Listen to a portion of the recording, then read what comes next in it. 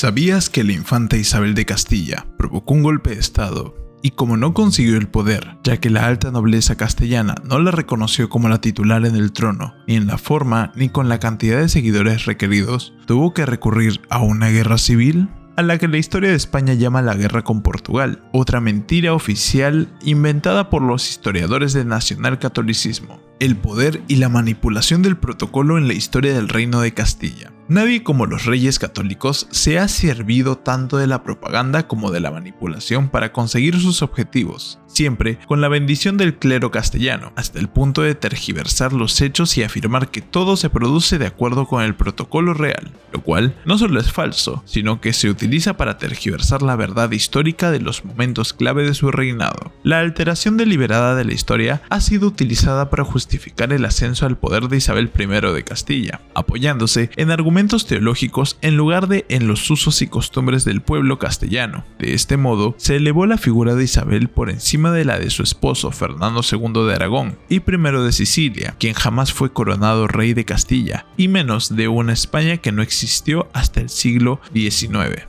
La historia oficial, escrita por cronistas e historiadores aduladores y afines al poder, ha perpetuado estas tergiversaciones. En su obra Isabel de Castilla y la sombra de la ilegitimidad, la historiadora Ana Isabel Carrasco Manchado desentraña cómo los cronistas justificaron el reinado de Isabel con la idea de una elección divina. Dios había decidido que la sucesión recayese en Isabel y no en Juana. Los dones espirituales que la pareja real castellano-aragonesa poseía, suficientes virtudes religiosas y la necesaria aureola carismática. Este relato será suficientemente denso para ocultar los asesinatos por envenenamiento, el desprecio por las normas del protocolo castellano y la imposición por la fuerza militar. Enrique IV, un reinado en crisis. La figura de Enrique IV de Castilla ha sido descrita como débil y cobarde, y su reputación se vio marcada por rumores de impotencia difundidos principalmente por Alfonso de Palencia, cronista real. Sin embargo, no existen pruebas concluyentes al respecto. Según el médico real, Enrique tenía relaciones con diversas mujeres, lo que contradice la imagen de incapacidad sexual que se le atribuyó. A pesar de las intrigas, Enrique IV reconoció a su hija, Juana, como heredera en su lecho de muerte, pero la falta de documentos que lo corroboren ha facilitado la manipulación histórica. Gran parte de los archivos fueron custodiados por la iglesia o la nobleza, sufriendo alteraciones, desapariciones y reinterpretaciones. Durante este periodo, el marqués de Villena, Juan Pacheco, desempeñó un papel clave en la política castellana, moviéndose entre alianzas y traiciones para incrementar su poder. Enrique IV, acosado por sus enemigos, vio su reinado tambalearse ante la creciente influencia de Isabel y sus partidarios. La lucha por la sucesión. El linaje de Juan II de Castilla, padre de Enrique IV, se dividía en dos ramas: la descendencia de su primera esposa, María de Aragón, entre los que estaba Enrique IV, y la de su segunda esposa, Isabel de Portugal, madre de Isabel y Alfonso. Enrique IV se casó primero con Blanca de Navarra y, tras la anulación de este matrimonio, con Juana de Portugal, con quien tuvo a la infanta Juana, apodada la Beltraneja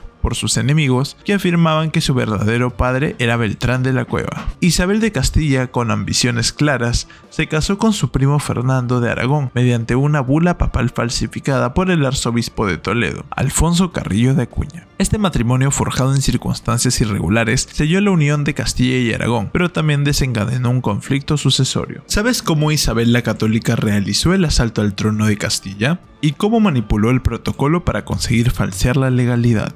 Afortunadamente, en España no todos comulgan con ruedas de molino. Doña Ana Isabel Carrasco Manchado ha escrito una obra fundamental para buscar la verdad. Su título es Isabel de Castilla y la sombra de la ilegitimidad. Representa la herramienta idónea para iluminar los rincones más ocultos de la historia de España, que en realidad, como volveré a repetir, se trata tan solo de la historia de Castilla. Es un texto esencial para entender cómo deben narrarse los actos protocolarios con luz y taquígrafos, en especial cuando se intenta justificar la legalidad de Isabel la Católica, apelando al aspecto teológico, en lugar de basar los hechos esenciales, los usos y costumbres del pueblo castellano, para que de este modo poder elevar el poder de Isabel I de Castilla por encima del de su esposo, Fernando II de Aragón y I de Sicilia, que nunca fue coronado rey de Castilla.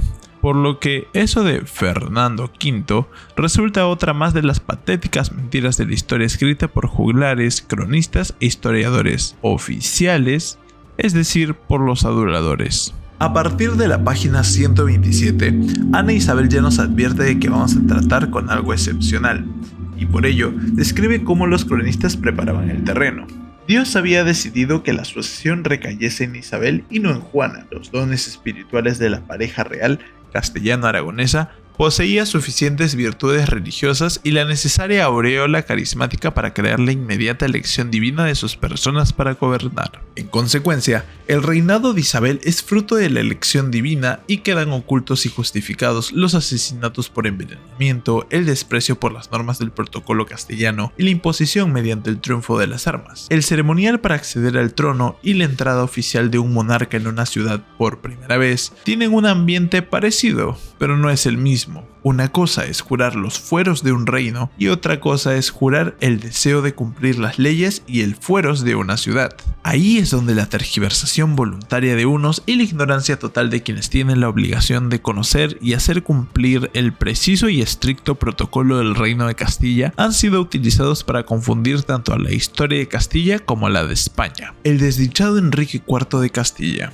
Se acostumbra a decir que todo lo que comienza mal acaba peor, y esto es lo que debió pensar el monarca en su lecho de muerte, en aquella noche del 11 de diciembre de 1474, y es que la figura patética de Enrique IV fue capaz de asumir y aglutinar los más destacados defectos que puede tener una persona: cobarde, pusilánime, débil, asustadizo y además impopular. Pero lo que se ha difundido por activa y por pasiva es que además era impotente, cosa que nunca fue probado. Con solo 16 años y sin haber accedido al trono, ya contaba con un desprestigio tan amplio como extenso era su descrédito. Por noticias del fantasioso cronista real Alfonso de la Palencia, secretario del latín y consejero real desde 1476. Sabemos que la noche de bodas el rey no consumó el matrimonio. Recordemos que los cónyuges eran menores de 15 años, lo cual fue suficiente para que durante toda su vida ya gozaran de la fama de impotente, sin que de nada sirviera lo que afirmaba el médico real. El monarca gozaba de sus condiciones viriles normales. ¿En qué se basaba el galeno? Pues en que, al ser médico real, sabía que ya había tenido dos amantes, doña Guiomar y doña Catalina de Guzmán, y que varias rameras segovianas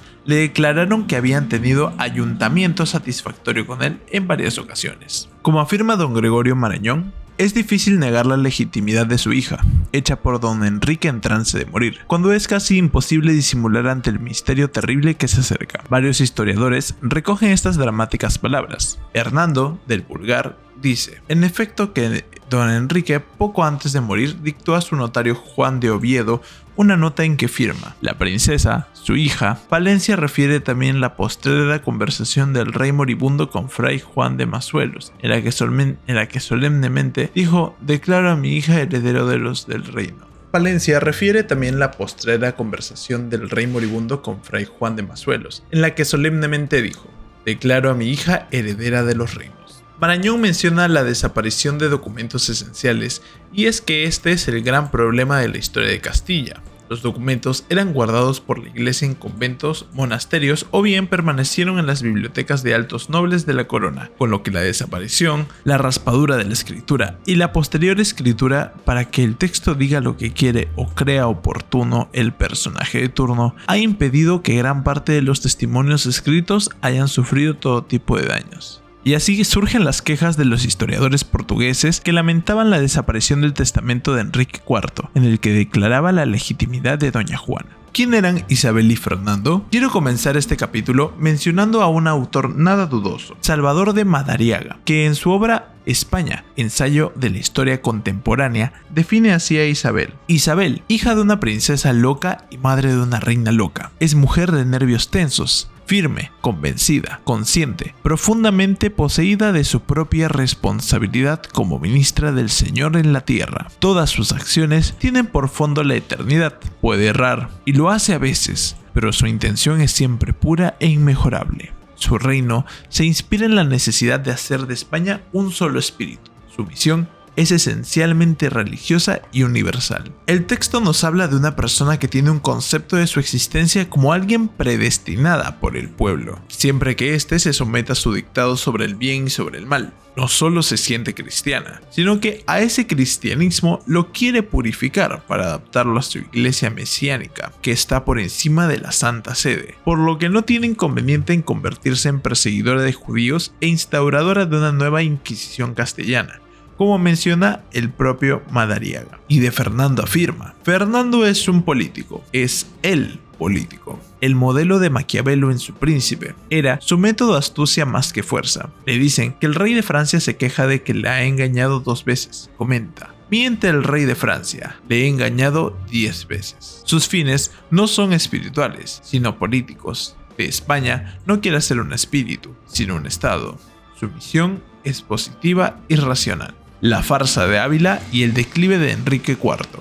El 11 de diciembre de 1464, la nobleza castellana, encabezada por Juan Pacheco, exigió a Enrique IV que apartara a Beltrán de la cueva de la corte. Ante la falta de respuesta del rey, los conspiradores organizaron un golpe de estado simbólico. En Ávila, sobre un estrado, colocaron un muñeco vestido con la corona, el cetro y la espada real. En un acto público, el arzobispo de Toledo le quitó la corona, el conde de Plasencia la espada y el conde de Benavente el cetro. Finalmente, el muñeco fue derribado al grito de "¡A tierra, puto!", proclamando como el nuevo rey al infante Alonso, hermano de Isabel. Este evento, conocido como la farsa de Ávila, marcó el inicio de una guerra civil que culminaría en el ascenso de Isabel al trono, los toros de Guisando y la sucesión en Castilla. Durante el año 1466, Castilla se encuentra dividida entre partidarios de Enrique IV y de su hermanastro, el infante Alfonso. A comienzos de 1467,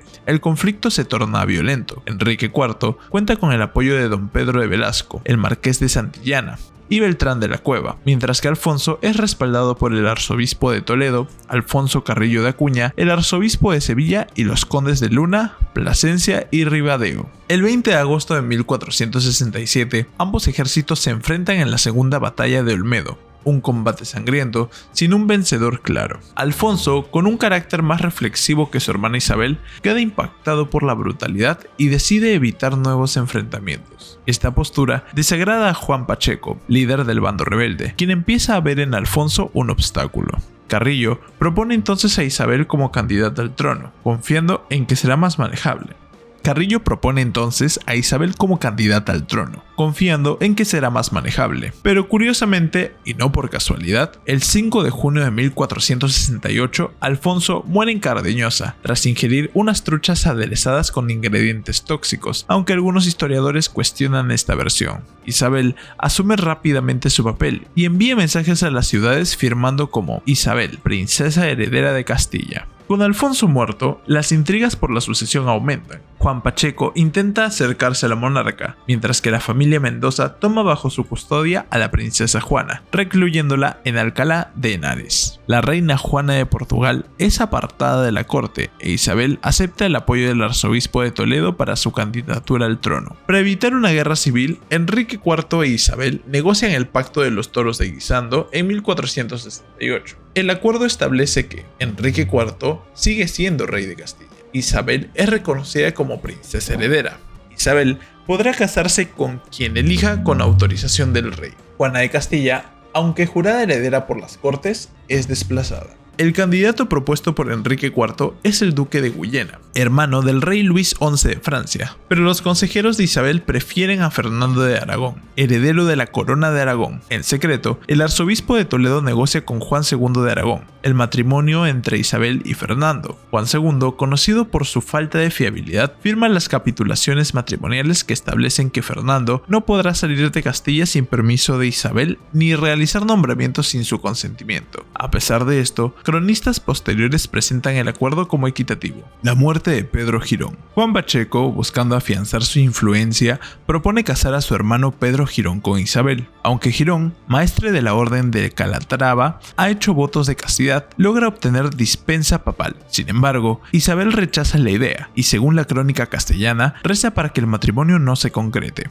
Mientras viajaba hacia la Castilla la Vieja para formalizar el enlace, Girón enferma gravemente en Villarrubia de los los ojos. Fallece el 2 de mayo de 1466 por una esquiniscencia, absceso en la garganta, lo que sugiere un envenenamiento. Según el cronista Rades de Andrada, Beatriz de Bobadilla, dama de compañía de Isabel, pudo haber intervenido en su muerte, eliminando así una amenaza para la futura reina. Una nueva alegría recibió Isabel de Castilla a principios de junio del año de 1472. En la ciudad de Burdeos había fallecido el pasado 24 de mayo a causa de la tuberculosis Carlos de Guyena, exduque de Normandía y candidato propuesto por el rey de Castilla para convertirse en su esposo, mientras las capitulaciones matrimoniales estaban concretando en la corona de Aragón. Y finalmente añadiré que, en 1474, Juan Pacheco, marqués de Villena, murió el 4 de octubre en Santa Cruz, camino de Trujillo. Murió de un apostema que le salió en la garganta echando sangre por la boca. ¡Qué casualidad! Como su hermano, y todo nace en la taberna de un camino por el que transitaba, y que solo habrá que esperar 70 días para que, en el viejo Alcázar de Madrid, el rey Enrique IV de Castilla sea también envenenado. La situación perfecta para el asalto al trono había llegado. Isabel y Fernando, el poder absoluto. Salvador de Madariaga describe a Isabel como una mujer de férrea voluntad, convencida de su papel divino. Todas sus acciones tienen por fondo la eternidad. Puede errar, pero su intención es siempre pura. Esta visión idealizada encubre su papel en la persecución de judíos y la instauración de la Inquisición castellana. Fernando, en cambio, era un político pragmático. Inspiró a Maquiavelo en El Príncipe y se caracterizaba por su astucia. El rey de Francia miente. Le he engañado 10 veces. Su ambición no era espiritual, sino política, centrada en consolidar el Estado. Uno de los episodios más decisivos fue el Tratado de los Toros de Guisando, en el que Enrique IV reconoció a Isabel como heredera de 1468 a cambio de su compromiso de no casarse sin su consentimiento. Sin embargo, Isabel desobedeció al rey al casarse con Fernando, lo que desató una nueva crisis política. El desenlace de este conflicto se resolvió en la Guerra de Sucesión Castellana, de 1475 a 1479, en la que Isabel derrotó a Juana con el apoyo de Aragón y la Santa Sede. Con su victoria, Isabel y Fernando consolidaron su poder, sentando las bases del Estado moderno español. La consolidación del poder. En efecto, Isabel y Fernando se enfrentaron a una guerra civil contra los partidarios de Juana la Beltraneja. La nobleza castellana, dividida entre ambos bandos, protagonizó una serie de conflictos que culminaron con la victoria de Isabel. La manipulación del protocolo fue clave en este proceso. Isabel fue proclamada reina en Segovia en 1474 en un acto que se presentó como legítimo, a pesar de las irregularidades. La historia de los reyes católicos está marcada por la manipulación del protocolo y la tergiversación de los hechos. La construcción de su legitimidad se basó en la propaganda, la eliminación de adversarios y la reescritura de la historia. La imagen de Isabel como soberana elegida por Dios y de Fernando como estratega infalible ha sido promovida por cronistas oficiales, ocultando los métodos poco ortodoxos con los que alcanzaron el poder. Los documentos alterados, los testimonios silenciados y la represión de la oposición permitieron consolidar un relato oficial que perdura hasta hoy. Sin embargo, estudios como el de Ana Isabel Carrasco Manchado permiten arrojar luz sobre una de las épocas más turbulentas de la historia de Castilla y de España. El poder del protocolo y la manipulación histórica. Los reyes católicos supieron utilizar la propaganda y el protocolo para legitimar su poder, alterando ceremonias y crónicas para elevar a Isabel I de Castilla por encima de su esposo, Fernando II de Aragón, quien nunca fue coronado rey de Castilla. La historiografía oficial, al servicio del poder, perpetuó estas manipulaciones, amparándose en argumentos teológicos que ocultaban irregularidades, violencia y una sucesión disputada. La historiadora Ana Isabel Carrasco Manchado señala cómo se justificó el reinado de Isabel como un designio divino, encubriendo asesinatos, rupturas del protocolo castellano y una imposición militar más que legítima. Enrique IV y la ilegitimidad de Juana. Enrique IV fue descrito como débil y sexualmente incapaz, acusaciones impulsadas por sus enemigos y cronistas como Alfonso de Palencia. No obstante, testimonios médicos indican lo contrario. En su lecho de muerte, Enrique reconoció a su hija Juana como heredera, aunque la ausencia de documentos y el control nobiliario y eclesiástico sobre los archivos facilitaron la manipulación posterior. Durante su reinado, figuras como el marqués de Villena, Juan Pacheco, dominaron la política castellana mediante traiciones y alianzas oportunistas, mientras la posición de Enrique se se debilitaba frente al ascenso de Isabel. Un breve resumen sobre el conflicto sucesorio en Castilla. El linaje de Juan II de Castilla generó dos ramas enfrentadas: Enrique IV, hijo de María de Aragón, e Isabel, hija de Isabel de Portugal. Enrique, tras 2 matrimonios, tuvo una hija, Juana la Beltraneja, cuya paternidad fue disputada. Isabel, con el apoyo del arzobispo Carrillo, contrajo matrimonio con Fernando de Aragón, utilizando una bula papal falsificada, uniendo ambas coronas y desatando una guerra sucesoria, la farsa de Ávila y la guerra civil. En 1464, la nobleza liderada por Juan Pacheco exigió la expulsión de Beltrán de la Cueva. Ante la negativa real, escenificaron un simbólico golpe de estado en Ávila, destronaron un muñeco que representaba a Enrique IV y proclamaron rey al infante Alfonso. Este episodio, conocido como la farsa de Ávila, inició una guerra civil entre partidarios de Enrique y de Alfonso, los toros de Guisando y la sucesión en Castilla. Durante el año 1466, Castilla se halla profundamente dividida entre los partidarios del rey Enrique IV y los del infante Alfonso, su hermanastro. A comienzos de 1467, el conflicto degenera en abierta guerra civil. Enrique IV cuenta con el respaldo de don Pedro de Velasco, el marqués de Santillana y Beltrán de la Cueva, mientras que Alfonso es apoyado por el arzobispo de Toledo, Alfonso Carrillo de Acuña, el arzobispo de Sevilla y los condes de Luna, Plasencia y Ribadeo. El 20 de agosto de 1467, ambos bandos se enfrentan en la segunda batalla de Olmedo, un combate encarnizado que concluye sin un claro vencedor. Alfonso,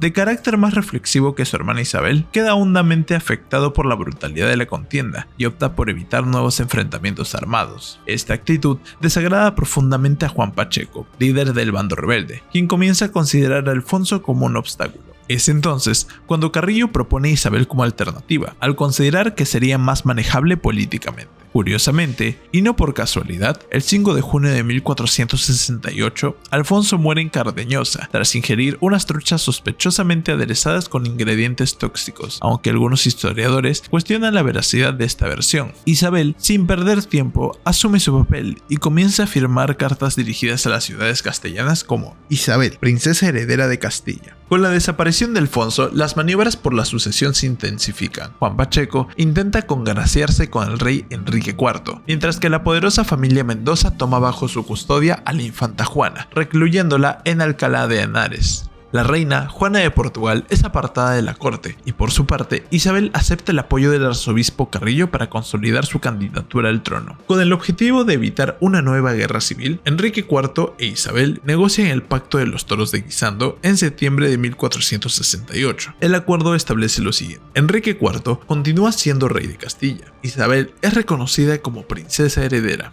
Isabel podrá casarse con quien desee, siempre con el consentimiento del rey, y como prueba de buena fe, la ahora princesa heredera acepta recluirse en Écija, permanecer bajo la vigilancia del marqués de Villena, Juan Pacheco, pero Isabel también en estos días negocia con el arzobispo de Toledo. Juana, hasta entonces jurada heredera de las cortes, queda desplazada. Enrique IV propone como esposo de Isabel al duque de Guyena, hermano de Luis IV de Francia, pero los consejeros de Isabel prefieren a Fernando de Aragón, heredero de la corona de Aragón. En secreto, el arzobispo de Toledo negocia con Juan II de Aragón el matrimonio entre Isabel y Fernando. Juan II, conocido por su falta de fiabilidad, firma las capitulaciones matrimoniales que establecen que Fernando no podrá salir de Castilla sin un permiso de Isabel ni realizar nombramientos sin su consentimiento. A pesar de esto, cronistas posteriores presentan el acuerdo como equitativo. La muerte de Pedro Girón y el camino al trono. Juan Pacheco quiso consolidar su influencia proponiendo el matrimonio entre su hermano Pedro Girón, maestre de Calatrava, e Isabel. Aunque Girón había hecho votos de castidad, obtuvo dispensa papal. Isabel, sin embargo, rechazó la unión y, según las crónicas, oró para evitarla. En su camino hacia Castilla la Vieja, para concretar el enlace, Girón enfermó en Villarrubia de los Ojos y murió el 2 de mayo de 1466 por una esquinencia, lo que alimentó rumores de envenenamiento, ya que unos años después fallecerá también su hermano Juan Pacheco,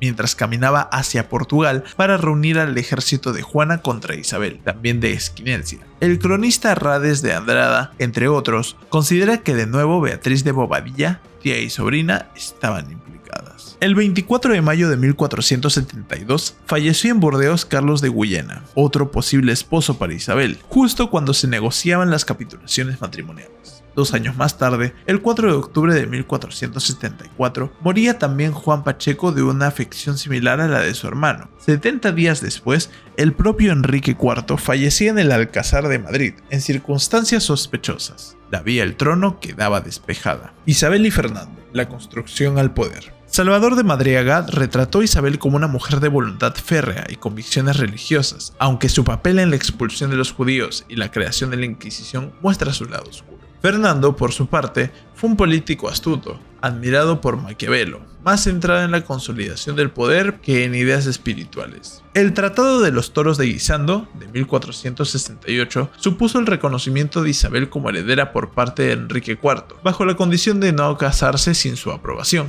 Isabel desobedeció al casarse con Fernando, lo que derivó en la Guerra de Sucesión Castellana, que concluyó con su victoria gracias al apoyo aragonés y papal, una legitimidad fabricada. La proclamación de Isabel como reina en 1474 fue presentada como legítima, pese a numerosas irregularidades. Su ascenso al poder se basó en la manipulación del protocolo, la eliminación de rivales y una cuidadosa propaganda. La imagen de los reyes católicos como soberanos ejemplares fue construida por cronistas afines, mientras se silenciaban voces disidentes y se alteraban documentos. Estudios actuales, como los de Ana Isabel Carrasco Manchado, permiten desmontar esta visión idealizada y revelar los mecanismos ocultos tras una de las etapas más convulsas de la historia castellana. En el capítulo anterior, vimos cómo Isabel inicia su camino hacia el trono de Castilla. Sin embargo, ni la historia oficial ni los historiadores del nacionalcatolicismo se detienen en 3 obstáculos clave que, de haberse respetado, le habrían descalificado como candidata. El protocolo sucesorio.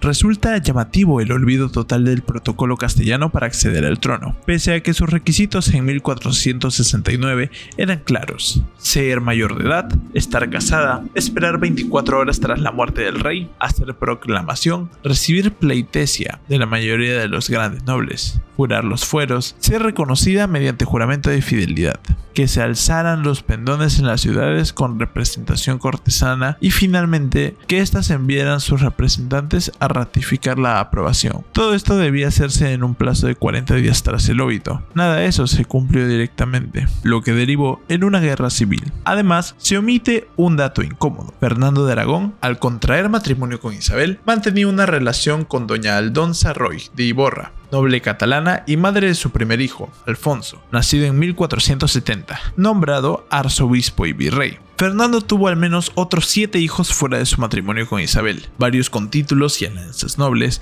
como su hija Juana María, casada con el 7º condestable de Castilla. El matrimonio con Isabel, por tanto, fue solo de conveniencia. Las capitulaciones matrimoniales. Otro elemento ignorado. El rey Juan II de Aragón, miembro de la dinastía Trastámara, había sido expulsado de Cataluña por violar sus constituciones, Concordia de Vilafranca en 1461, y tuvo que exiliarse en Fraga. Para recuperar el poder, se alió con Francia e inició una guerra civil contra la Generalitat catalana que duró una década, en 1462 a 1472. En medio de este caos, se firmaron el 7 de marzo de 1469 en Cervera unas capitulaciones matrimoniales muy cuestionables. Juan II confiaba en que su hijo Fernando lograría en el hecho lo que él no pudo conseguir por medios diplomáticos, lo cual se revelaría como un error estratégico. El documento dice: el príncipe de Aragón jura someterse a los mandamientos de la Santa Sede Apostólica, obedecer con devoción y reverencia al señor rey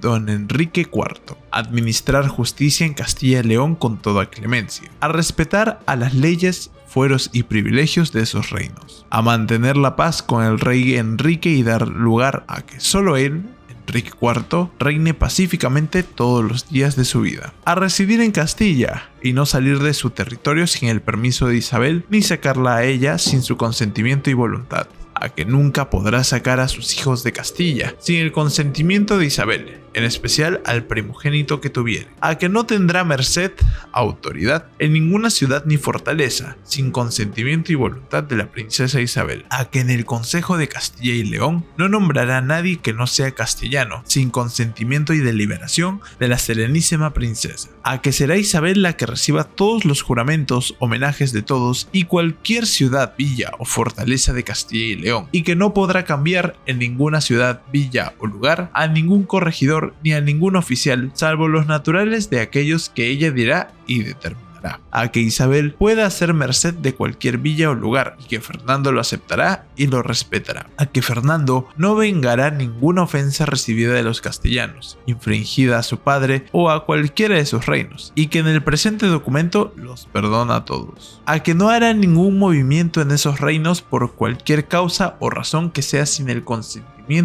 y el determinado consejo de Isabel, a que no tomará ninguna decisión para la guerra ni para la construcción de la paz con ningún señor ni con ningún reino, sin contar con la voluntad y la sabiduría de Isabel, a que Isabel recibirá los señoríos de Borja y Megallón en el reino de Aragón, Elche y Cribillente en el reino de Valencia, y Siracusa y Catania en Sicilia, más de 100.000 florines de oro de la cámara de la reina de Sicilia para mantenimiento de su honor y estado. Fernando entregará 20.000 florines de oro de Aragón y un collar de oro con balajes, rubíes de color morado, valorado en 40.000 ducados. A que don Fernando apoyará la causa de Isabel con 4.000 lanzas, siendo por cuenta de Aragón el mantenimiento de esta tropa. A que Isabel decidirá con quién se casan las doncellas de su servicio. Estas capitulaciones son firmadas por don Fernando de Aragón y las rubrica su padre don Juan II de Aragón. Por la gracia de Dios, rey de Aragón, de Navarra, de Sicilia, de Valencia, de Mallorca, de Cerdeña, de Córcega, de conde de Barcelona, duque de Atenas y de Neopatria y aún conde de Rosellón y Cerdaña, firmada de nuestro nombre y del infrascrito secretario y sellada de nuestro sello en pendiente, que fecha fue en la ciudad de Zaragoza a 12 días del mes de enero en el año del nacimiento de nuestro Señor 1469.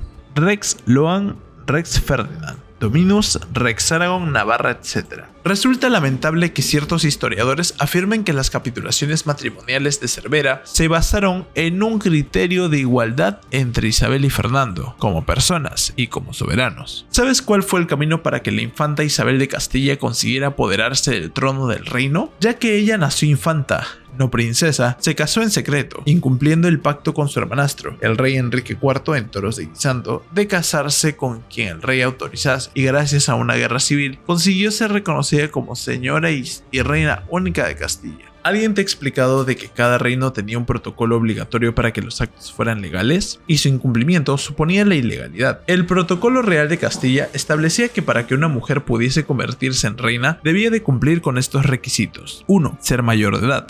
2. Estar casada. 3. Esperar las 24 horas a la muerte del rey difunto. 4. Hacer en acto público la proclamación con la asistencia de la mayoría de los más altos miembros de la nobleza. Jurar los fueros y leyes de Castilla. 6. Recibir el reconocimiento de la nobleza mediante el juramento de fidelidad. 7. Que se alcen los pendones en las ciudades realengas, las que tienen representación en las cortes, dentro de los siguientes 30 días posteriores a la proclamación. 8. Que los representantes oficiales de las ciudades que han alzado pendones se presenten ante el nuevo rey o reina para ratificar la voluntad de sus ciudadanos de haberlos aceptado como reyes y señores. 8. Y lo más importante, todos estos actos, según el protocolo castellano, no se debían llevar a cabo dentro de los 40 días a partir del óbito real, ni antes ni después, y tampoco se cumplió dentro del tiempo establecido como legal y llegó a una guerra civil. Entre las múltiples mentiras, la existencia de doña Aldonza. Esta infidelidad fue una de las más difíciles de ocultar, ya que Fernando de Aragón contrajo matrimonio con Isabel de Castilla, pero continuó manteniendo su relación afectiva con el amor de su vida, la noble catalana doña Aldonza Roig de Iborra y de Alemany, nacida en Cervera y futura vizcondesa de Ébol, con la que tuvo su primer hijo varón, llamado Alfonso, en la villa de Cervera en el año 1470, el cual fue nombrado arzobispo de Zaragoza, luego arzobispo de Valencia y finalmente virrey de Aragón. Durante su vida, Fernando II de Aragón tuvo por lo menos 7 hijos más, reconocidos y casados con esposas con títulos nobiliarios importantes y conocidos, entre las que destacará su hija, Juana María en 1471, y futura segunda esposa de Bernardino Fernández de Velasco, tercer conde de Jaro y séptimo condestable de Castilla. Conclusión: el matrimonio de Isabel y Fernando fue solo un pacto de conveniencia. Las capitulaciones matrimoniales. La otra falsedad oculta. El rey Juan II, sin fe, rey de Aragón y miembro de la castellana dinastía de los Trastámara, que había conseguido su acceso al trono de la Confederación Aragonesa, Aragón, Cataluña, Mallorca, Valencia, Sicilia y Cerdeña, mediante el soborno, la violencia y la invasión de Valencia y Aragón, compromiso de Caspe, tuvo que soportar las consecuencias de sus sucias artimañas políticas. Recordemos que este monarca incapaz de incumplir cualquier tipo de acuerdo había sido expulsado de Cataluña por la Generalidad, según la Concordia de Vilafranca del 21 de junio de 1461, por no haber respetado las constituciones, leyes del Principado, y se fue a Fraga, Zaragoza, a residir como exiliado durante más de 2 años. Dado que él no aceptaba el pacto feudal que establecía la relación entre señor y vasallo, donde el primero ofrecía la protección y el segundo la obediencia, si el señor incumplía este pacto, el vasallo quedaba libre para buscar protección en otro señor. No se le ocurrió otra solución que aliarse con Francia para iniciar una guerra civil contra Cataluña, que duró 10 años, desde 1462 hasta el 17 de octubre de 1472. Concordia de Barcelona. Durante este periodo, el monarca, más castellano que aragonés, seguía la vida política y en el momento idóneo ofreció a su hijo Fernando, rey de Sicilia, a los nobles que conspiraban contra Enrique IV como esposo de la infanta Isabel, que desde niña ambicionaba el trono, y para ello negoció las capitulaciones matrimoniales con el arzobispo de Toledo, Alfonso Carrillo de Acuña, y el 7 de marzo de 1469 se firma en la población de Cervera unas vergonzosas capitulaciones matrimoniales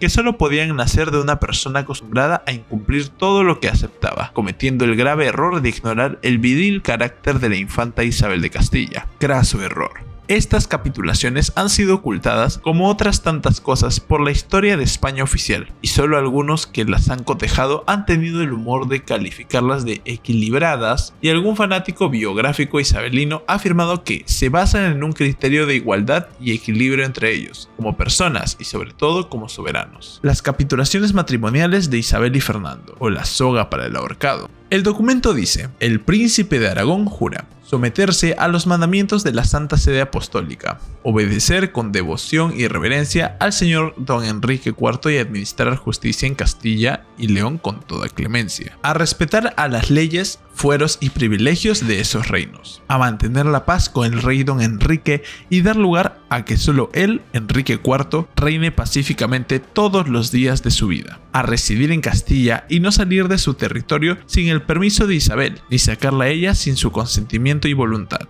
a que nunca podrá sacar a sus hijos de Castilla sin el consentimiento de Isabel, en especial al primogénito que tuvieren, a que no tendrá merced, autoridad en ninguna ciudad ni fortaleza sin consentimiento y voluntad de la princesa Isabel, a que en el Consejo de Castilla y León no nombrará a nadie que no sea castellano sin consentimiento y deliberación de la serenísima princesa, a que será Isabel la que reciba todos los juramentos, homenajes de todos y cualquier ciudad, villa o fortaleza de Castilla y León, y no podrá cambiar en ninguna ciudad, villa o lugar a ningún corregidor ni a ningún oficial, salvo los naturales de aquellos que ella dirá y determinará, a que Isabel pueda hacer merced de cualquier villa o lugar y que Fernando lo aceptará y lo respetará, a que Fernando no vengará ninguna ofensa recibida de los castellanos infligida a su padre o a cualquiera de sus reinos, y que en el presente documento los perdona a todos, a que no hará ningún movimiento en esos reinos, por cualquier causa o razón que sea, sin el consentimiento y el determinado consejo de Isabel,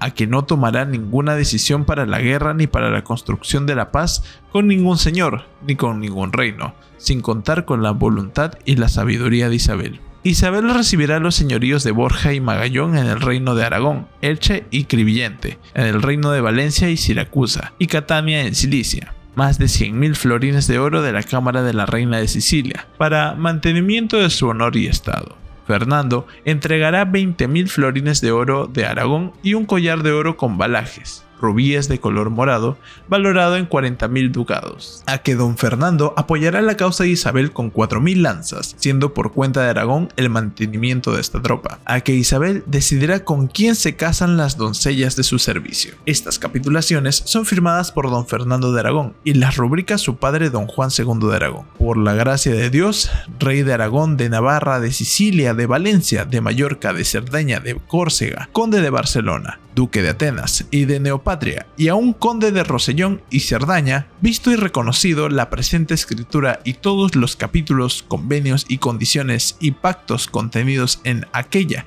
hechos firmados por el serenísimo rey de Sicilia, don Fernando, nuestro muy caro y muy amado hijo primogénito y gobernador general, firmada de nuestro nombre y del infrascrito secretario y sellada de nuestro sello en pendiente, que fecha fue en la ciudad de Zaragoza a 12 días del mes de enero, en el año del nacimiento de nuestro Señor 1469, y del reino a nuestros de Navarra año 44, y de los otros reinos nuestros año 12. Rex Loan, Rex Ferdinand, Dominus, Rex Aragón, Navarra, etc. La supuesta pero ilegal boda. El 9 de octubre, don Fernando de Sicilia llega a Dueñas, acompañado del arzobispo Alonso Carrillo. Hasta el día 14, acompañado tan solo por 3 servidores, Fernando no puede entrar en Valladolid. El 18 de octubre de 1469, al atardecer, Fernando entra en el palacio de Juan de Vivero, situado en Valladolid, y un poco más tarde aparece la princesa Isabel, y junto a ella, Gutiérrez de Cárdenas le indica: ese es, para que Isabel identifique a don Fernando. Al día siguiente, se celebra una misa en el Palacio de Vivero y previa lectura de una falsa bula apostólica de Pío II, falsificada por el arzobispo de Toledo, Alfonso Carrillo de Acuña, el cual realiza el enlace matrimonial, del que son padrinos el almirante de Castilla, don Fadrique, abuelo de don Fernando, y doña María de Acuña, mujer de Juan Vivero. No solo se había traicionado el pacto de Toros de Guisando, acudiendo a un enlace nupcial sin la pactada autorización del rey de Castilla, sino que el arzobispo de Toledo había falsificado la bula, por lo que en política y en su religión el acto era un fraude. El matrimonio se consumó esa noche, mostrando la correspondiente sábana manchada de sangre a los jueces y regidores que actúan como testigos. La dispensa de Pío II de 28 de mayo de 1464, necesaria para ser los contrayentes primos, tenían los mismos abuelos, Leonor de Aragón y Juan I de Castilla. Había sido falsificada por el anuncio papal Veneris y por Carrillo, arzobispo de Toledo, motivo por el cual fueron excomulgados por el Papa, aunque los historiadores oficiales también han preferido callarlo. 2 años más tarde, el valenciano cardenal Borja, por lo tanto un vasallo de don Fernando, y futuro papa Alejandro VI, conseguirá que el papa Sixto IV dicte la dispensa legal. Como podemos comprobar, la vía de los hechos consumados se impone a la legalidad. Ese será el camino de los reyes católicos. ¿Quiénes eran Isabel y Fernando? Quiero comenzar este capítulo mencionando a un autor nada dudoso, Salvador de Madariaga, que en su obra España, ensayo de la historia contemporánea, define así a Isabel: hija de una princesa loca y madre de una reina loca. Es mujer de nervios tensos, firme, convencida, consciente, profundamente poseída de su propia responsabilidad como ministra del Señor en la tierra. Todas sus acciones tienen por fondo la eternidad. Puede errar, y lo hace a veces, pero su intención es siempre pura e inmejorable. Su reino se inspira en la necesidad de hacer de España un solo espíritu. Su misión es esencialmente religiosa y universal. El texto nos habla de una persona que tiene un concepto de su existencia como alguien predestinada por el pueblo, siempre que éste se someta a su dictado sobre el bien y sobre el mal. Curiosamente, este planteamiento de divino predestinado lo repetirá el educador de Carlos V de Alemania, el italiano Mercurino Arborio, de Gatinara, y lo convirtió en un monstruo capaz de arruinar Castilla durante 200 años, después de 7 quiebras y 2 devaluaciones que veremos en el capítulo correspondiente. Pero en el caso de la elegida por el cielo para ser reina universal y de Castilla, no solo se sentirá cristiana, sino que a ese cristianismo lo quiere purificar para adaptarlo a su iglesia mesiánica, que está por encima de la Santa Sede, por lo que no tiene inconveniente en convertirse en perseguidora de judíos e instauradora de una nueva Inquisición castellana, como menciona el propio Madariaga. Y de Fernando afirma: Fernando es un político, es el político, el modelo de Maquiavelo en su príncipe. Era su método astucia más que fuerza. Le dicen que el rey de Francia se queja de que le ha engañado 2 veces, y comenta: miente el rey de Francia, le he engañado 10 veces. Sus fines no son espirituales, sino políticos. De España no quiere ser un espíritu, sino un estado. Su misión es positiva y nacional. La consumación se probó públicamente con una sábana manchada de sangre. La bula falsificada por Carrillo y el Nuncio Veneris, causó su excomunión. Solo en 1471, el cardenal Borja, futuro Alejandro VI, obtuvo la dispensa válida de Sixto IV, pero los hechos consumados se impusieron a la legalidad. La consecuencia de una boda ilegal. Enrique IV reaccionó anulando los acuerdos de Guisando y ordenando reunir a toda la nobleza castellana en Valdelozoya, donde, junto a su esposa, legitimó a su hija Juana como definitiva princesa heredera del reino de Castilla. En esta asamblea, la mayoría de la nobleza castellana, incluido el voluble marqués de Villena, respaldó a Juana como legítima reina y la disidencia desapareció. Ahora, solo quedaban los partidarios isabelinos adheridos por intereses muy determinados, como veremos. No se debe olvidar que Juana había sido nombrada princesa de Asturias en 1462 por las Cortes, un acto legal que no podía ser revertido arbitrariamente. El ascenso de Isabel al trono estuvo plagado de irregularidades, falsificaciones y rupturas del protocolo sucesorio. Solo se impuso tras una guerra civil, que la historiografía tradicional ha minimizado o ocultado. ¿Habría reinado sin el conflicto armado? Su posterior golpe de estado en Segovia mostró claramente su determinación de ser señora y reina única de Castilla. El golpe de estado o la coronación de una infanta como reina de Castilla. El golpe de estado de Isabel la Católica. El primer intento de acceso al poder.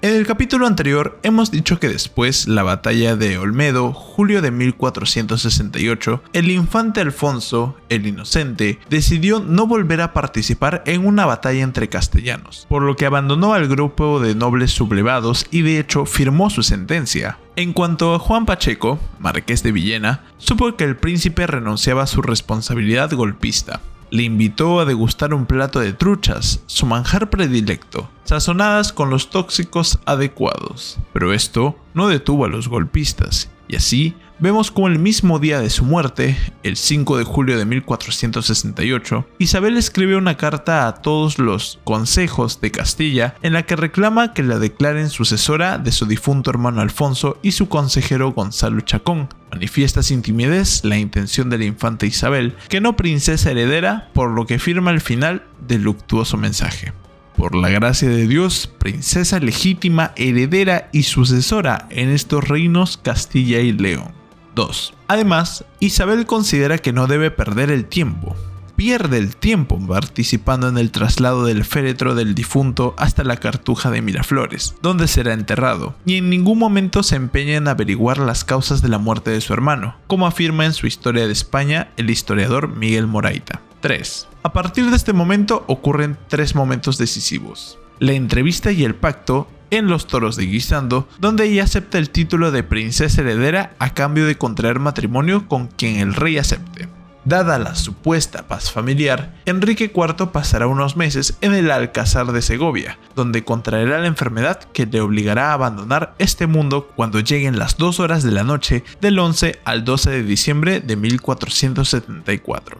Pero ningún historiador recuerda el juramento de las Cortes de Castilla, reconociendo a la princesa Juana, reunidas en Madrid el 9 de mayo de 1462. Los historiadores olvidan voluntariamente una norma legal fundamental. Ni el rey ni los nobles tienen potestad para anular un acuerdo o un juramento realizado por las Cortes de Castilla. En cambio, todos ignoran que la princesa Juana, en los años antes de la muerte de Enrique IV, se encontrará en situación de rehén protegida en casa de los Mendoza en Alcalá de Henares, con lo cual no anula la legitimidad, lo cual queda en el olvido. En Guisando, es la primera vez que públicamente Isabel está dispuesta a ser jurada como reina, pero tiene que hacer marcha atrás, porque no cuenta con 2 requisitos que requiere el protocolo castellano. No ha sido declarada mayor de edad, acababa de cumplir los 14 años, y el más importante, está soltera, como se puede comprobar en los requisitos del protocolo castellano, a pesar de lo cual el clero historiador continúa promocionando a su elegida. Después de la reunión en Toros de Guisando, ninguna ciudad realenga, miembro de las Cortes, alza su pendón en honor de Isabel. La aceptación. Solo cuando contrae matrimonio con Fernando de Aragón, los historiadores isabelinos la convierten en rival de Enrique IV, olvidando que en este caso se ha incumplido el acuerdo de Guisando, al contraer matrimonio sin el permiso del rey. Esta boda no solo anula la legitimidad, sino que devuelve a Isabel la dignidad de infanta y pierde su título de princesa heredera, por lo que para volverlo a conquistar deberá conseguir la voluntad de los nobles, de las ciudades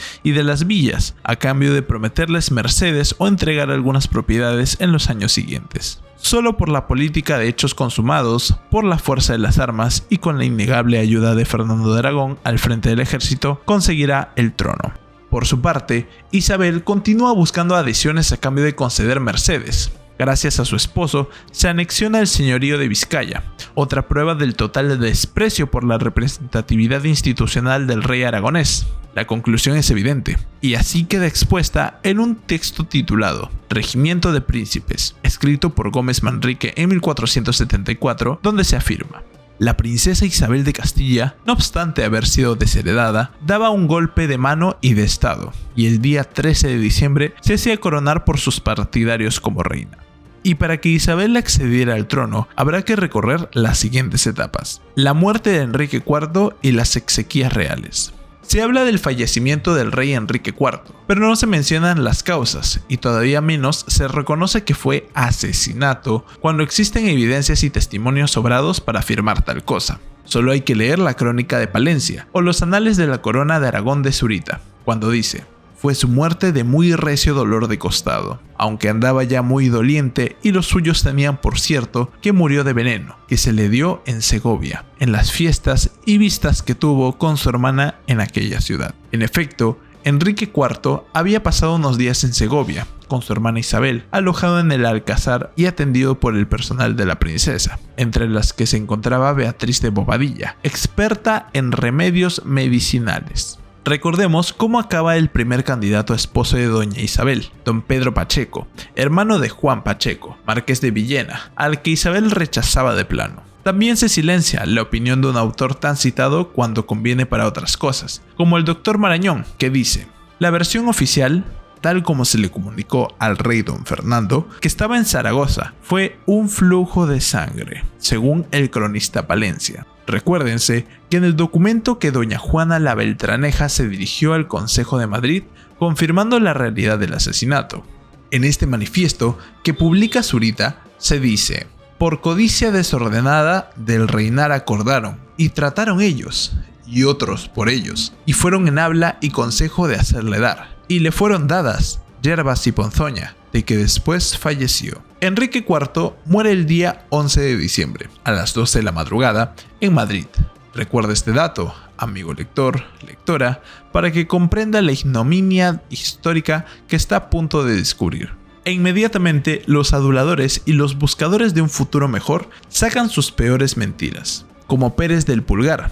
La reina Isabel, al conocer la muerte de su hermano, fizo grandes obsequias por su ánima y luego se intituló reina. Mentira. Según Colmenarejo, organizó funerales en la catedral y otros oficios en las parroquias y conventos de la ciudad.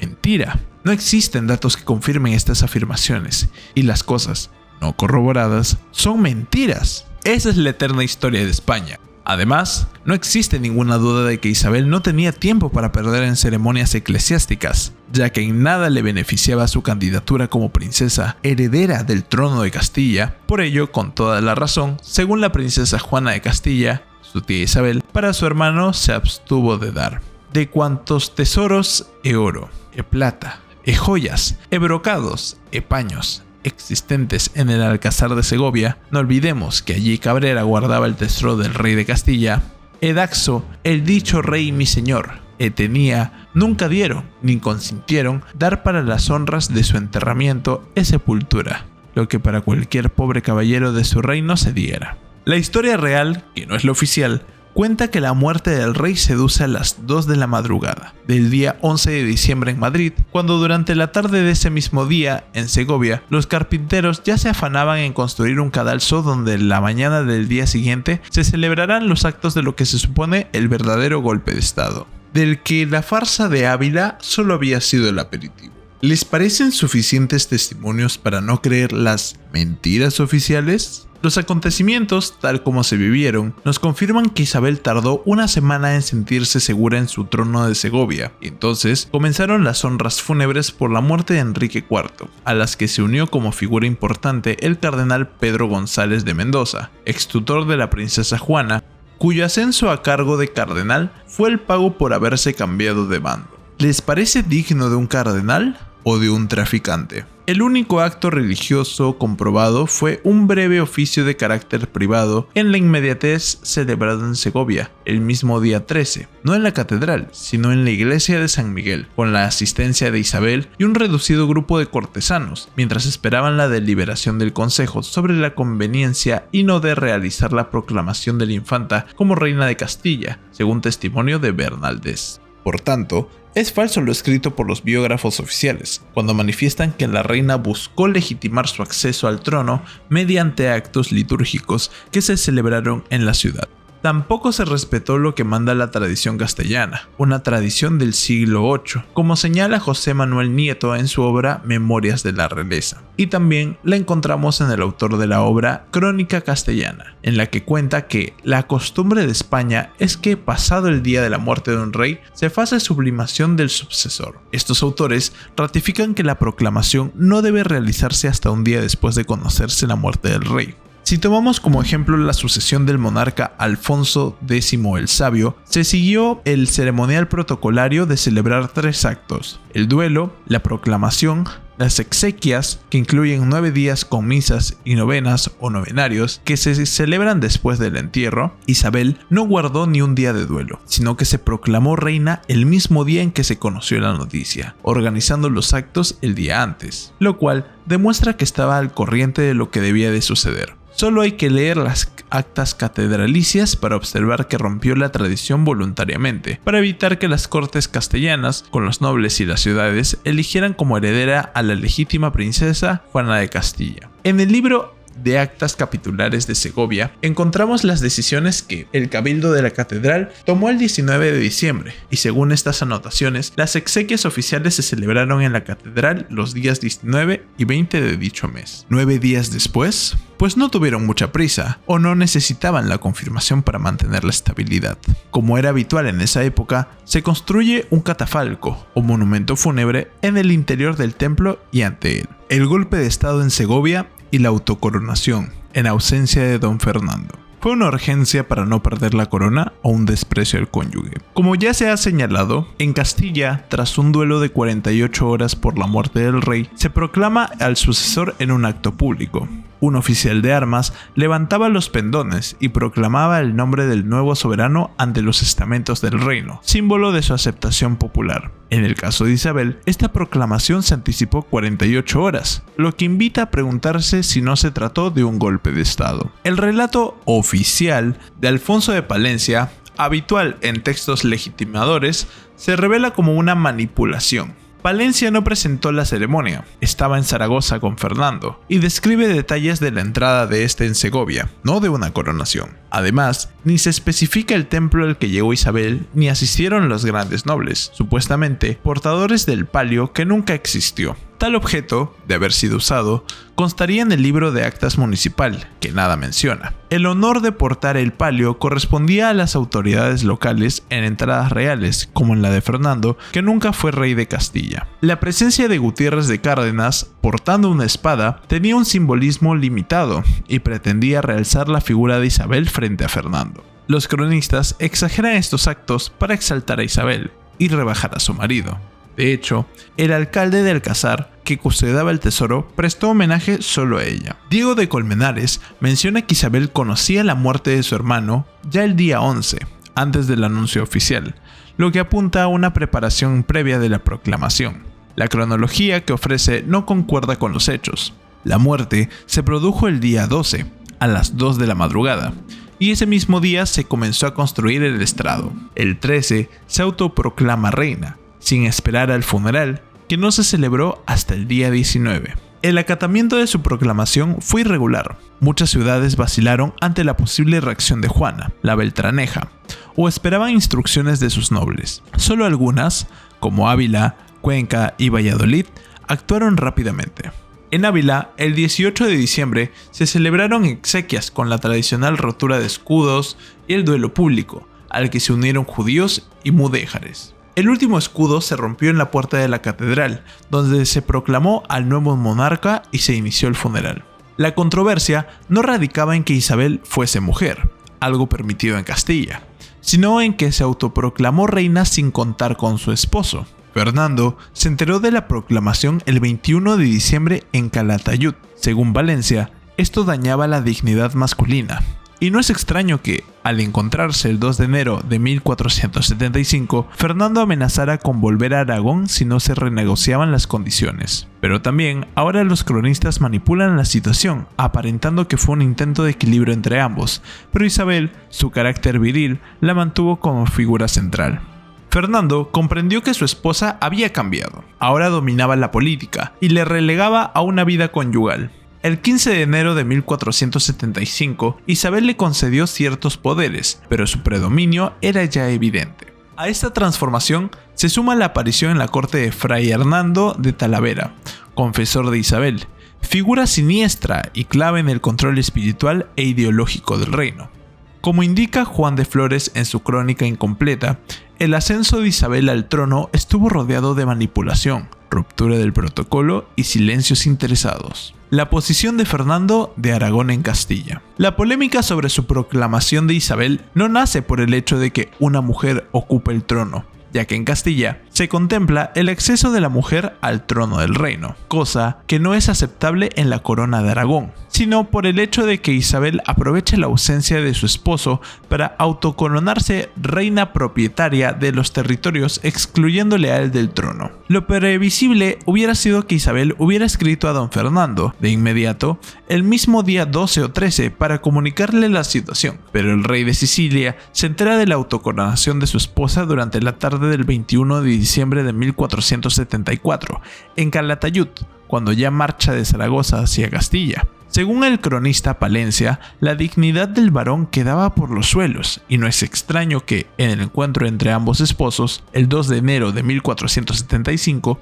Fernando amenazara a Isabel con que o se modificaban algunos aspectos de la proclamación o él regresará a sus tierras con el divorcio en trámite. Si desmesuradas hubieran sido las concesiones en las capitulaciones de Cervera de 1469, donde el rey quedaba prácticamente como una figura decorativa, la actuación premeditada de Isabel ponía en evidencia que el papel masculino del esposo iba a limitarse a ser un simple consorte, algo muy difícil de imaginar tanto para Juan II de Aragón como para su hijo, el rey de Sicilia. Todo ello coincidió con la llegada a la corte de un fraile, en el que Isabel llegaría a confiar más que en su propio esposo. Su nombre para la historia es Fray Hernando de Talavera, uno de los personajes más oscuros y temibles, solo comparable a Torquemada, que, como todos ellos, pasarán a engrosar la lista de confesores, como forma de adiestramiento del modo en que la reina quiere que se comporte la nueva iglesia castellana. Nadie, como Juan de Flores, en su crónica incompleta de los reyes católicos, ha descrito la situación en una claridad transparente. El rey creía que después del casado la reina le dejaría el libre poder de que los reyes han tenido en Castilla, sin que las reinas hayan de entender en las cosas del reino, pero ella fue la mujer más dispuesta para la gobernación. En esta concordia se estableció que en todos los documentos de la Cancillería debían redactarse en nombre de ambos monarcas, con el nombre de Fernando antes que el de Isabel, pero con el escudo de la reina precediendo al del rey. Los alcaldes o gobernadores de las fortalezas castellanas solo debían rendir pleito homenaje a la reina. Cualquier excedente de rentas reales debía ser empleado según el parecer de ambos monarcas, y lo mismo ocurría en las coronas de Aragón y Sicilia. Todos los contadores, tesoreros y demás oficiales castellanos serían nombrados por Isabel, aunque Fernando tendría libertad total para disponer de cualquier renta de ese reino que le fuese asignada. Las mercedes y oficios en Castilla estarían a disposición de la reina.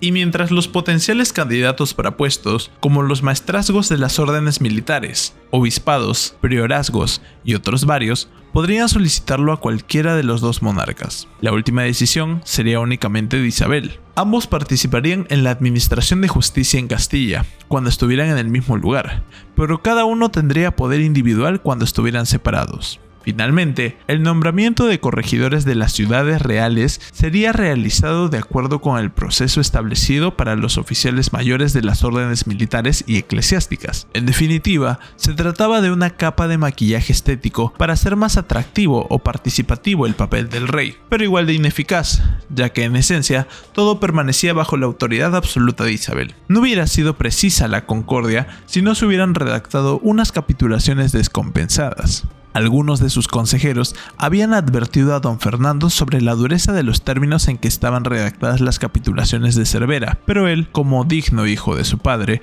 esperaba incumplir lo firmado, argumentando que la convivencia y el hecho nupcial dulcificarían la letra del tratado. Craso error que el aragonés no pudo enmendar.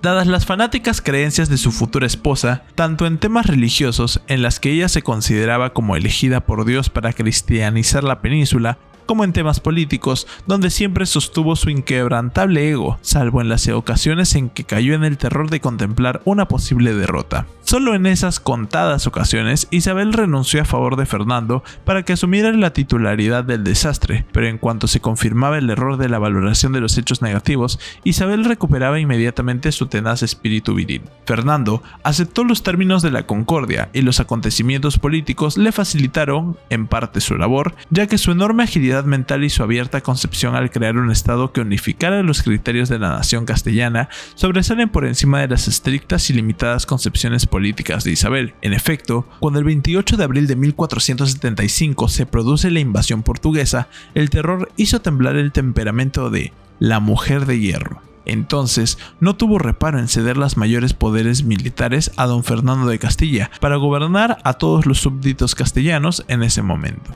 El reconocimiento de Isabel como reina de Castilla.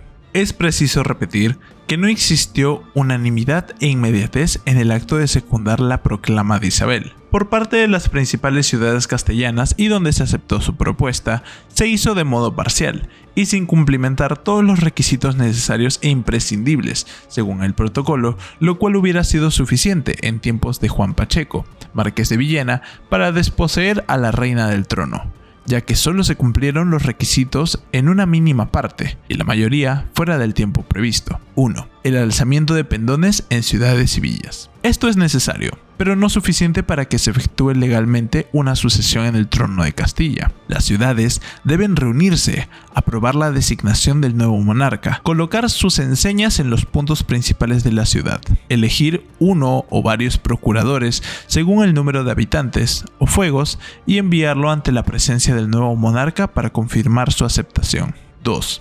La ratificación de la aceptación en las Cortes. Estaban obligados a acudir todos los grandes nobles, alcaldes, señores de vasallos, prelados, maestros de las órdenes del reino y cuantos desempeñan el poder real por delegación, y no acudieron. 3. En un periodo de 40 días. Los actos de levantamiento de pendones en las ciudades y villas en su mayoría no se cumplieron en el plazo señalado por la costumbre y el protocolo. ¿Qué sucede en el caso de la proclamación de Isabel? Se alzan los pendones solo en Segovia, porque allí está el alcázar y tiene los inquilinos que tiene. Días más tarde, solo en Ávila, Valladolid, Cuenca y finalmente en Murcia cumplen con el protocolo. 4 de 17. El resto se acogen a un retraso rotundo. No se reúnen las Cortes. Aunque se menciona en internet que en 1474 se celebraron las Cortes de Castilla, es absolutamente falso, ya que todos los nobles tuvieron que pasar por la visita de recuperación de su aceptación real, donde la reina Isabel, señora y reina única de Castilla, aceptó o castigó a sus adversarios en la acabada guerra civil y se hubo recuperado la paz con Portugal. Esa es una lacra pendiente. En todo caso, acude a Segovia un número reducido de nobles, el cardenal Pedro González de Mendoza y Rodrigo Pimentel, conde de Benavente, que ya formaban parte de su bando. El 21 de diciembre de 1476 aparece el arzobispo de Toledo, Alonso Carrillo, y Alonso Enríquez, almirante de Castilla. Luego llegaron otros 3, García Álvarez de Toledo, duque de Villalba, el condestable Pedro Fernández Velasco y Bertrán de la Cueva, duque de Alburquerque. En total, 8 nobles. El resto permaneció en sus posesiones, esperando acontecimientos, o sea, aguardando la llegada de la oferta más interesante de ambas candidatas. Otros se unieron al marqués de Villena. Juan Pacheco muere el 1 de octubre de 1474 y su hijo, Diego, hereda el título y su lugar en la oposición a Isabel, que lidera el grupo partidario a la princesa Doña Juana, entre los que encuentran el duque de Arévalo, Rodríguez Telles Girón, maestre de Calatrava, Juan Telles Girón, conde de Urueña, Juan de Estúñiga, conde de Miranda, Pedro Puertocarrero, señor de Moguer, Rodrigo Ponce de León, o el duque de Medina Sidonia, que no prestaría obediencia hasta años después. El bando isabelino estaba dividido. Tuvieron que negociar un acuerdo para saber cómo se repartirían sus influencias y por ello firman una carta de confederación en Segovia el día 27 de diciembre de 1474, en el cual declaran bajo juramento y pleito de homenaje su promesa de haber de seguir es servir a la reina Nuestra Señora Doña Isabel como a reina y señora natural nuestra de aquestos regnos con el rey don Fernando o su legítimo marido nuestro señor, y habemos de guardar y guardaremos servicio y personas y estado real como de nuestros reyes y señores. Este acto de homenaje se produce después de un periodo de 5 meses de espera, no durante los 40 días preceptivos, y coincide con el comienzo de una guerra civil, en la que Portugal se une al bando capitaneado por el marqués de Villena. No es esta una guerra entre Castilla y Portugal, como cuentan los libros de texto. Lo único cierto, pero oculto, es que se declara una guerra civil. En Castilla hay 2 bandos castellanos,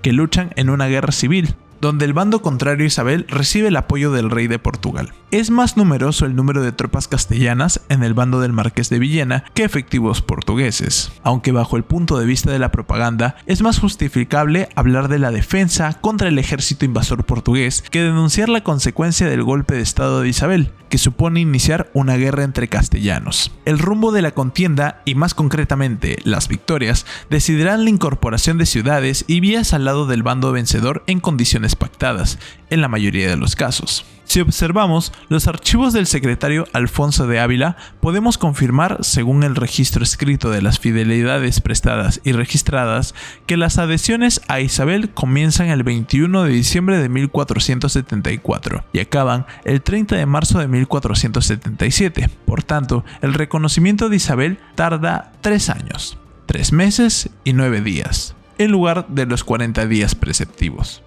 Las fidelidades pendientes serán prestadas por los derrotados, al ejército mandado por don Fernando de Aragón con condiciones impuestas y ultrajantes. Y finalmente, falta mencionar una última manipulación, la falsa proclamación de don Fernando como rey de Castilla, en el acto de recepción a su llegada a Segovia. Conclusión. En todo caso, a la Beltraneja le robaron un trono con todos los agravantes que puede contemplar el código que castigue los delitos, ya que en este caso se incluyen todos, pero siempre con el beneplácito de la Iglesia Católica, los cronistas, los historiadores, el nacionalcatolicismo y hasta la Academia de la Historia, que nada ha hecho para esclarecer la verdad.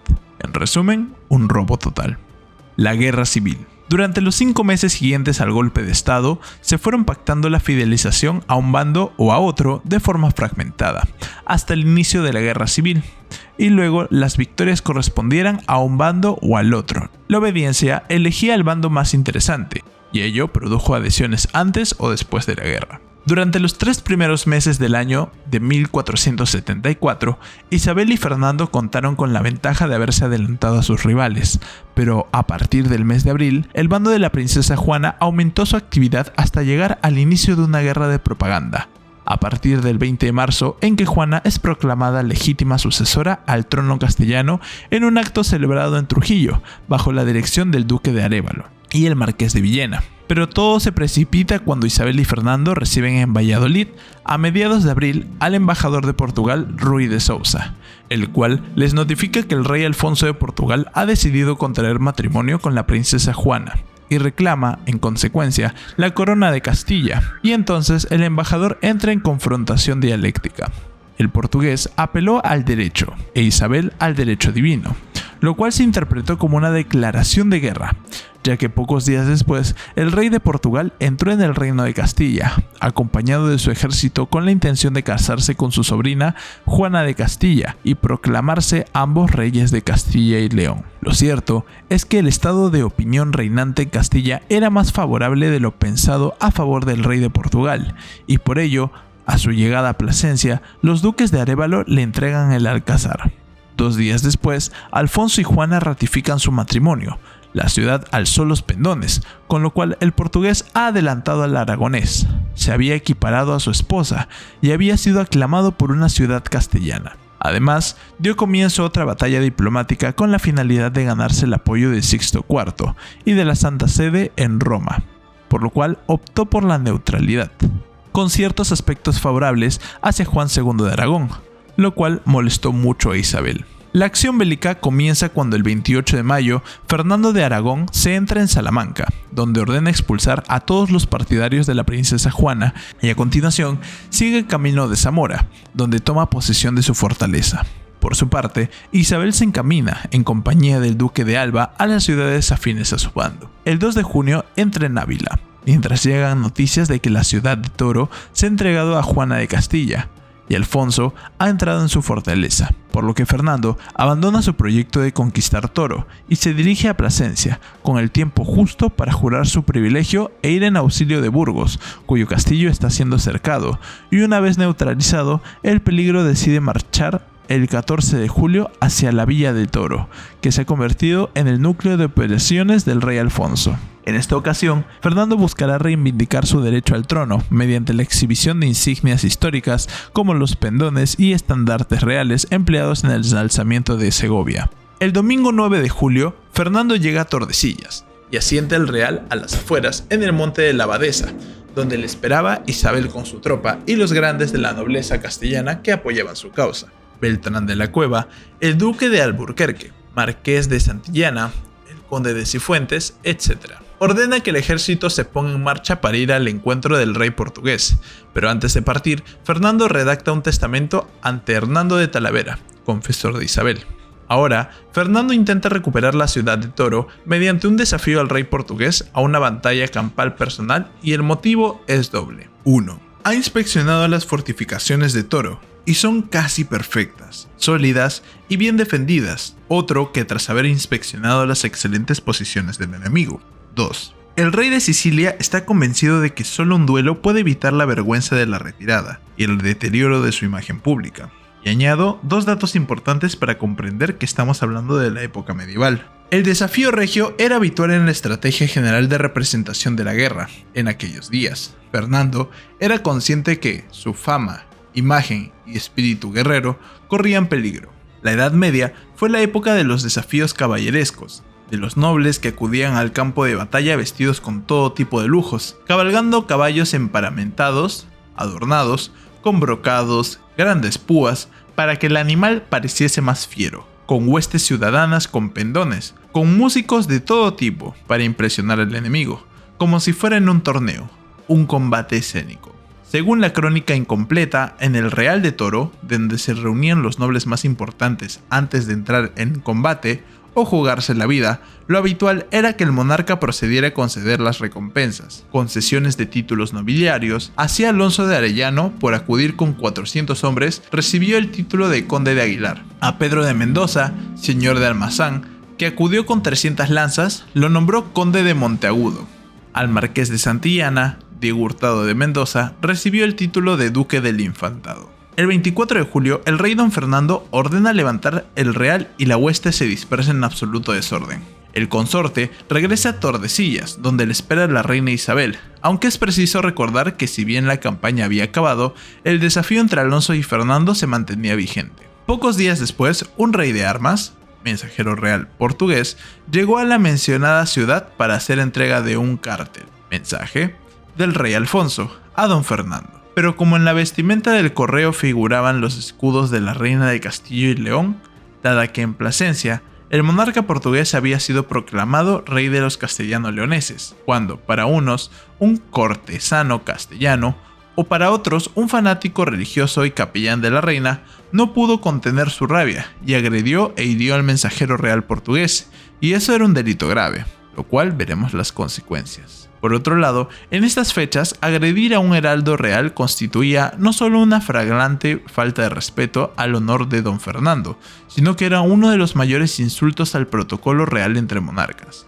En resumen, la vida y la seguridad de un correo era intocable, pero al ser el capellán de la reina, no pasó de una advertencia y una compensación con algunos regamos. El 1 de agosto, el mismo mensajero partió camino de Portugal con otro cártel para el rey de Portugal, que sería el último, y que Isabel y Fernando, avergonzados por el ultraje al rey de armas, deciden aplazar las hostilidades, aunque fomentan la vía propagandística, asumiendo Isabel y Fernando el título de reyes de Portugal. Es decir, un brindis al sol desde una campaña que acabó en un desastre económico-militar, y la única consecuencia fue el viaje de Fernando y su tropa a Burgos para liberar a su castillo del asedio de un pariente del duque de Arévalo, pro-portugués, lo cual costó nada menos que 8 meses.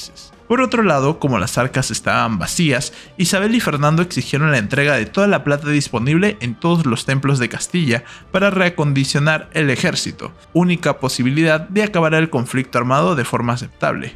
Y lo mismo sucedió en el otro bando, ya que en la Navidad de 1475, el obispo de Salamanca excomulgó al rey Alfonso V de Portugal por haberle arrebatado toda la plata que había en la iglesia de Cantalapiedra. A principios de 1476, Fernando de Aragón y Alfonso de Portugal se dedican a perseguirse mutuamente en Zamora y Toro. Por otro lado, en Zamora, Fernando consigue dominar las torres del puente y los fortines, consiguiendo entrar en la ciudad, y a continuación se produce un enfrentamiento entre isabelinos y juanistas, en el que ambos se consideran vencedores, pero Toro continúa en poder de don Alfonso. La propaganda de guerra se hizo patente con el envío general de castas a las ciudades de todos los reinos, para lo cual Isabel empleó todos sus recursos, incluyendo peticiones de ayuda económica para acabar la guerra, y por su parte, los predicadores reales actuaron como agentes antiportugueses y repitiendo: "Reyes por la gracia de Dios". La última etapa, marzo 1476, enero 1479. La imposibilidad de convocar a las cortes demuestra la fragilidad del consenso que parecía existir al inicio de la proclamación del golpe de Estado. En este sentido, se intenta convocar una asamblea en el mes de abril, pero sin el éxito deseado, después de la batalla de Peleo Gonzalo, cerca de Toro, y como todo era lícito para conseguir el objetivo, Isabel decidió provocar la furia de la pequeña Isabel. Aunque la falta de consenso y decisión obligó a que se celebrara en varias sesiones, como un hilo conductor en la relación monarca y súbdito. Primero en Madrigal, con la ausencia de la propia infanta que residía en Segovia. El segundo juramento se intenta en Segovia, con mayor solemnidad, y la asistencia del embajador de Nápoles, un territorio de la corona de Aragón, en representación del príncipe de Capua, como legítimo príncipe de Asturias y futuro marido de la princesa Isabel.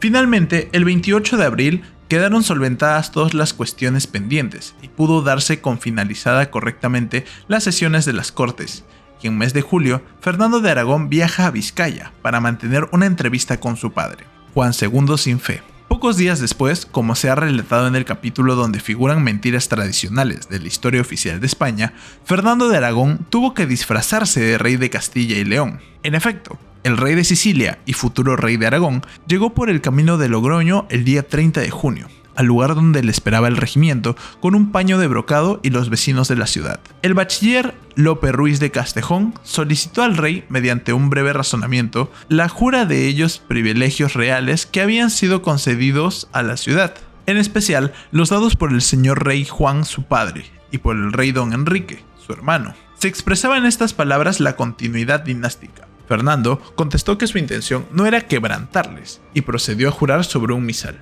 Los vecinos, que habían acudido a recibir al rey, cuando vieron que ejecutaba su gesto de compromiso, prorrumpieron en aclamaciones rituales que repitieron 3 veces. Dijeron en voz alta: ¡Viva el rey! Y los regidores le acogieron bajo un paño de brocado y lo condujeron por las calles hasta el Palacio Real.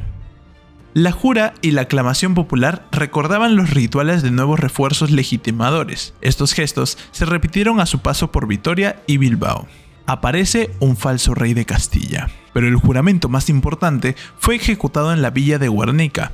En efecto, el 30 de julio tuvo lugar el juramento en dos espacios, uno interior, iglesia, y otro exterior, en un árbol. El rey Fernando, que aparecía también como rey de Portugal, esperaba en la iglesia de Santa María, la antigua de Guernica, acompañado de una serie de cortesanos: el adelantado mayor de Castilla, Pedro López de Padilla, el contador Rodrigo de Ulloa, Fernando de Ayala, hijo del mariscal García de Ayala, el secretario del rey Gaspar de Ariño. La llegada de las primeras autoridades y procuradores del señorío, como el corregidor, alcaldes de la hermandad, prestamero mayor, alcaldes de fuero, diputados de las diferentes villas y merindades, y un gran número de personas, las cuales acababan de tener una junta general bajo el árbol.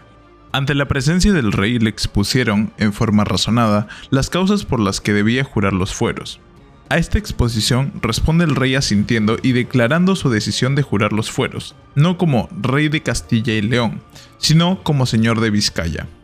Ese momento aprovechó la ocasión para pronunciar algunas palabras de propaganda antiportuguesa y declaró que el juramento que prestaba lo hacía como premio a los servicios que los vizcaínos le venían ofreciendo a lo largo de la guerra. Bajo el árbol se hallaba preparada una silla de piedra colocada en un estrado ricamente adornada con paños de brocado, lugar elevado y señalado para indicar la majestad real. El acto era la concesión de la obediencia al rey, que se efectuaba mediante gestos ceremoniales del pleito, homenaje y de besamanos que los vasallos directos prestan cuando reciben a un nuevo señor. Es la respuesta ritual de los vizcaínos al juramento regio. No obstante, añadiré que los procuradores del señorío ya habían acudido a Segovia a rendir pleitesía a Isabel, por lo que el acto bajo el árbol fue una confirmación de lo ya producido. Era la constatación pública y propagandista de ese hecho. La reina Isabel repite formalmente el juramento de los fueros unos años después, pero la historia es un poco más turbia, ya que resulta que en 1473 Isabel adquiere el título de Señora de Vizcaya, fecha en que se instituye esta dignidad, en virtud de una ceremonia irregular que llevó a cabo una facción vizcaína rebelde al rey Enrique IV de Castilla. Por aquellos años, el príncipe de Aragón, ayudado por el conde de Treviño, conquistaba para su causa la mayor parte del señorío de Vizcaya, e Isabel había usurpado un título que correspondía únicamente a su hermano, el rey Enrique. Quizás por esta razón no tuvo prisa en volver a ejecutar una ceremonia de jura, que podía contradecir la primera. Su marido, Fernando, aprovechó esta circunstancia para ejecutar él en persona la ceremonia y demostraba a su padre, otro mentiroso crónico, con el que ese día tenía pendiente una entrevista, que él era el titular de la corona de Castilla, dejando a su mujer en un lugar secundario. El mundo al revés, la Santa Hermandad.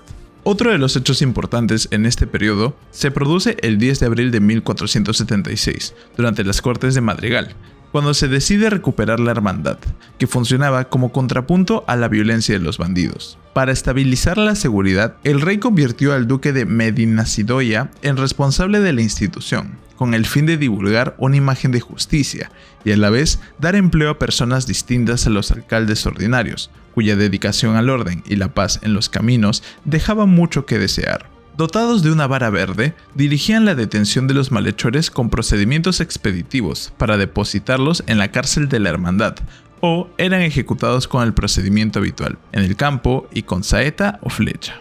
El camino de la victoria. Mientras Fernando permanecía en Vitoria, reunido con su padre, Isabel no cesaba en sus intentos de apoderarse de Toro, pero la fortaleza tardaría todavía un mes en rendirse.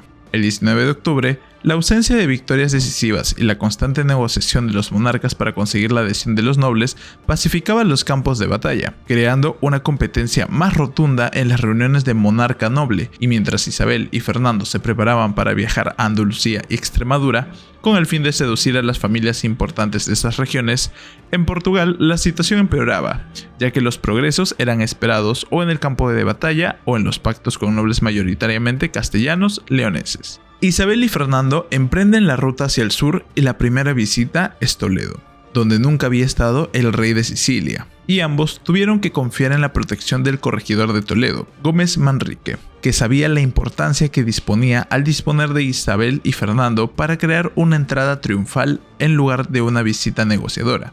Para ello, se cuidaron todos los detalles. en especial el respeto al protocolo, al que Isabel había burlado para acceder al trono saltándose la mayoría de normas, pero ahora la actitud era recoger los frutos sembrando complicidad. Es decir, en toda ceremonia protocolaria, el orden y la precedencia miden al milímetro la jerarquía de poder y la jerarquía social. En esta entrada, ambos monarcas entraron bajo palio, porque ambos asumían la majestad real, pero solo uno podía colocarse a la derecha. El lugar de la máxima precedencia y esta posición correspondía a la reina. Solo hay que ver en el capítulo correspondiente las capitulaciones matrimoniales, pero en esta ocasión Isabel cede el lado derecho, porque él es el protagonista de la entrada y el triunfador de la batalla. Mediante gestos de cortesía ejecutados a la vista de todos, ambos salvan su precedencia real, Fernando negándose a ocupar el lado derecho, Isabel cediéndola y Fernando por fin aceptando. La porfía cortés permitía adaptar al contexto y a las circunstancias los usos protocolarios, transmitiendo así mensajes propagandísticos. En esta época no se empleaban todavía en Castilla los arcos de triunfo, pero dadas las características arquitectónicas de la portada principal de la Catedral de Toledo, este podría ser considerado uno de los primeros arcos triunfales empleados en Castilla en una entrada triunfal.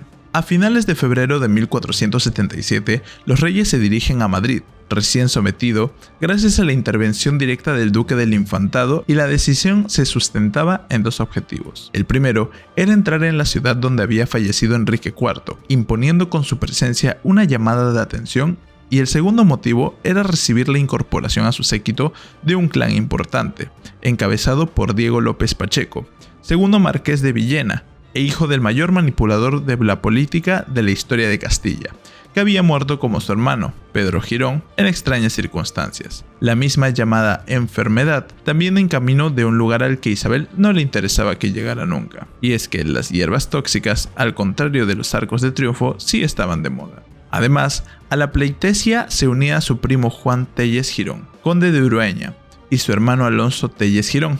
Por lo tanto, la cosecha prometía un futuro mejor sometiendo al personal peligroso, y para que no repitieran los chantajes de su lamentable antecesor, Juan Pacheco, primero marqués de Villena, fueron obligados a jurar también a su sucesora, la princesa Isabel, como heredera de los reinos y sucesora en el trono después de la reina Isabel I. Después de la estancia en la recién incorporada Villa de Madrid, Isabel y Fernando separaron sus itinerarios. Isabel se fue a Extremadura, según el cronista Alfonso de Palencia, para trasladar el cuerpo de su difunto hermanastro, Enrique IV, con lo que se pretende que Isabel era una hermana leal con los lazos fraternos. Pero eso es falso, ya que el difunto permanecía en Guadalupe por la petición del moribundo a la familia Mendoza, que se hizo cargo de las exequias reales, una postura tradicional de esta familia, acostumbrada a jugar con los contrincantes para estudiar cuál de los dos, en esta ocasión Isabel y Juana, podía ofrecerle mayores beneficios y un futuro mejor. Isabel abandonó la Puebla de Guadalupe el 12 de mayo de 1477 y se dirigió a Trujillo con la intención de que su ejército asaltara la fortaleza si el alcaide Pedro Baeza no la entregaba. Pero la negociación duró 2 meses y participaron el grupo principal de nuevos aliados, el cardenal Mendoza, el marqués de Villena, el conde de Cifuentes y los obispos de Córdoba y Segovia. El castillo de Cáceres. La siguiente etapa fue Cáceres, donde llegó el 30 de junio. Juró los privilegios y costumbres de la villa y después de unos días de descanso continuó camino de Sevilla, a donde llegó por el río a un lugar llamado La Rinconada.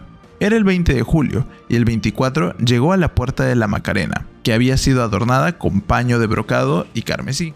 Las celebraciones duraron varios días y los obsequios del consejo fueron enormes, como el besamanos de la reina después de que ella jurase los privilegios de la ciudad, a lo que siguió la apertura de las puertas de la audiencia pública en su residencia del Alcázar, para que pudieran acceder todos los que pidieran solución a sus pleitos. A partir del 25 de agosto se dedica a preparar la llegada de Fernando. Gasta 300.000 maravedíes en la ceremonia, que fueron abonados por los ciudadanos al año siguiente. Solo el palio se llevó la mitad del presupuesto, 16 varas de brocado colorado, 35 onzas de hilo de oro para las flocaduras, 14 onzas y media de seda colorada. El Alcázar de Sevilla. Fernando salió del monasterio de Guadalupe, donde había cumplido la promesa de permanecer 9 días, y allí esperó al duque del Alba para que se uniera a él en el viaje a Sevilla, a donde llegó el 13 de septiembre atravesando la puerta de la Macarena a las 3 de la tarde, soportando un calor de 50 grados. Durante varios meses, toda la corte permaneció en Sevilla, y entre múltiples actos para distraer al personal, en el mismo alcázar se celebraron más de una docena de corridas de toros. El monasterio de Guadalupe. En 1477 nació el príncipe Juan, y los festejos organizados duraron varias semanas, como si se tratase de una entrada real. Limpieza y adorno de calles, confección de un palio, músicos y danzantes para el cortejo, etc. O más bien, como una ceremonia de estado, pero el otro acontecimiento fue las diferencias entre monarcas y el duque de Medina Sidonia, al que antes de la llegada de Fernando, la reina le obligó a entregar todas las llaves de todas las fortalezas que él controlaba en Sevilla. El último día, antes de partir, Isabel le obligó a prestar la definitiva obediencia a los reyes, después de haber permanecido un año entero en la ciudad. Al final, los reyes le obligaron a comprometerse en 4 puntos: servir a los reyes, reconocerles como reyes y señores naturales, cumplir sus cartas y mandamientos y velar por su seguridad, evitándoles cualquier mal, y a renunciar al maestrazgo de Santiago. Por su parte, ellos prometieron guardar su honra, su vida y su estado, como correspondía a un leal vasallo. A continuación, los reyes iniciaron el viaje a Jerez el 3 de octubre de 1477 y realizaron la entrada por la puerta de Santiago, ya que los vecinos les advirtieron que entrar por la puerta de Rota traía mala suerte. Después de un mes iniciaron camino hacia Carmona y Córdoba, para llegar en abril a Madrigal, donde estaban convocadas cortes, y luego regresar a Valladolid. Este fue su viaje a Andalucía. No obstante, en otro viaje realizado en el año 1478, estando todavía en Andalucía, llegó a los reyes católicos noticias de que el rey de Portugal se disponía a tomar las armas de nuevo, y durante su estancia en Córdoba, Fernando tuvo que volver a Extremadura para calmar una rebelión, y también en esas fechas el rey de Francia buscó una alianza con Castilla, cuando al rey de Aragón y padre de don Fernando le llegó la muerte, con lo que Isabel se convirtió en consorte de Aragón. Aunque era consciente de que eso era papel mojado, ya que las mujeres en Aragón solo podían ocupar el oficio de lugarteniente en ausencia o por viaje del rey. En todo caso, dados sus antecedentes de miembro de la dinastía Trastámara, obligaron a que las exequias solemnes las celebrara el cardenal Mendoza en Trujillo. En esta ocasión se despertó el instinto imperial castellano, y varios consejeros comentaron a los monarcas que, dado que su poder se extendía con la mayor parte de la península, quizás era conveniente intitularse reyes y señores de Hispania. Algunos historiadores inventan la unificación en esos años introduciendo el nombre de España, lo que no solo es absurdo y desconocido, sino impensable que el resto de reinos aceptase cambiar de nombre y modificar su historia para mayor gloria de Castilla. Pero la realidad supera las fantasías, y basar sus títulos en la evidencia, y así gobernaron. Don Fernando y doña Isabel, por la gracia de Dios, rey y reina de Castilla, de León, de Aragón, de Sicilia, de Toledo, de Valencia, de Galicia, de Mallorca, de Sevilla, de Cerdeña, de Córdoba, de Córcega, de Murcia, de Jaén, de Algarve, de Algeciras, de Gibraltar, conde y condesa de Barcelona, señores de Vizcaya y de Molina, duques de Oristán y Gociano. Los reyes permanecieron un mes en Trujillo, y de pronto llegaron noticias de la batalla de la Albuera, ocurrida el 12 de febrero de 1479, que con la maestre de Santiago, Alonso de Cárdenas, al frente del ejército castellano, derrotó a los portugueses, y extrañamente las noticias de la victoria llegan de las celebraciones que se producen en Valencia, en una procesión convocada para el día 13 de marzo. No obstante, los enfrentamientos continuaron. Por ello, ni Fernando ni Juana y Alfonso de Portugal renunciaron a titularse el primero rey de Portugal y los segundos reyes de Castilla y León. Además, es evidente que desde el momento en que Fernando comienza a gobernar los reinos de la corona de Aragón, la imagen de Isabel se convierte en la directora de la guerra y la paz, comenzando el 5 de marzo las conversaciones con su tía, la infanta Beatriz de Braganza, y encontrar el acuerdo para una paz donde se incluían el pago de los costos de la guerra, la amnistía general, el casamiento de la princesa Juana con el príncipe Juan y el mantenimiento de princesa para Juana. Desde esta entrevista, las conversaciones se llevan a cabo mediante procuradores especiales, que tardaron 5 meses en superar las diferencias. La firma del Tratado de Paz se firma el 4 de septiembre de 1479 en la villa portuguesa de Alcacobas y siguiendo los usos diplomáticos de la época. Tras 5 meses de negociaciones, el Tratado de Alcobas se firmó el 4 de septiembre de 1479, según los usos diplomáticos de la época. Juana fue apartada de sus aspiraciones al trono de Castilla, e Isabel recibió todos los honores que hubiera recibido en el caso de que hubiera elegido el camino de la legalidad sin golpes de estado y dejando que 5 personas se fueran al cielo por sus propios medios. El reconocimiento de Isabel como reina de Castilla.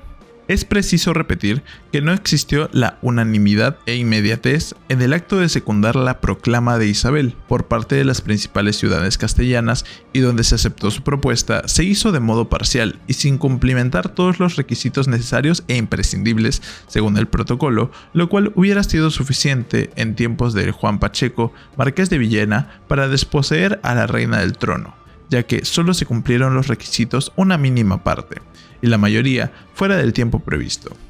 1. Alzamiento de pendones en ciudades y villas. Esto es necesario, pero no fue suficiente para que se efectúe legalmente una sucesión en el trono de Castilla.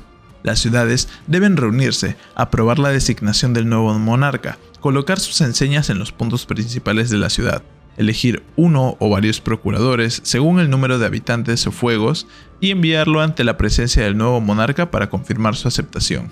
2. La ratificación de la aceptación en las Cortes.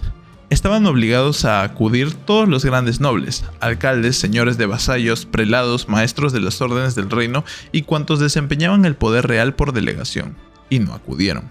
3. En un periodo de 40 días, los actos de levantamiento de pendones en las ciudades y villas en su mayoría no se cumplieron en el plazo señalado por la costumbre y el protocolo. ¿Qué sucede en el caso de la proclamación de Isabel? Se alzan pendones solo en Segovia, porque allí está el alcázar y tiene los inquilinos que tiene. Días más tarde, solo en Ávila, Valladolid, Cuenca y finalmente en Murcia cumplen con el protocolo. 4 de 17, el resto se acogen a un retraso rotundo.